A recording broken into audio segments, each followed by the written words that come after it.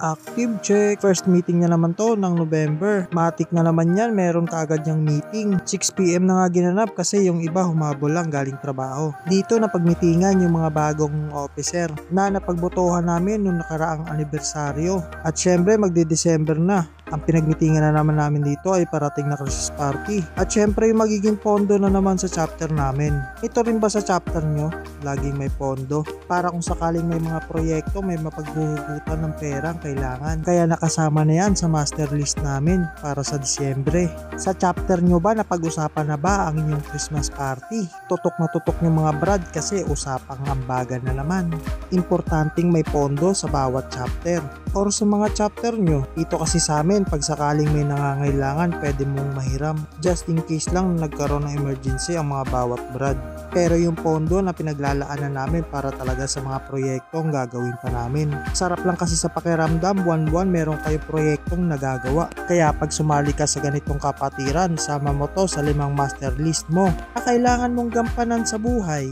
Tapos na ang meeting, matik yan. Ano pa ba ang kinakailangan? Ambaga na naman yan. Dito kasi hindi lang meeting ang aming prioridad.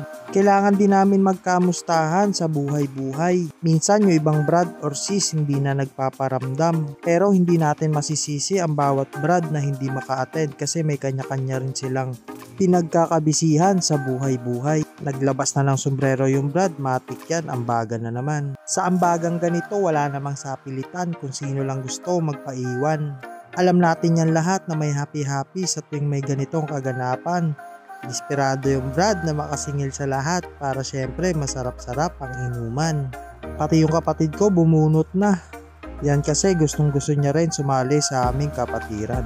Ngayong brad na rin siya, matik yan, ambagan yan. Langhap ko na talaga dito ang simoy ng Pasko.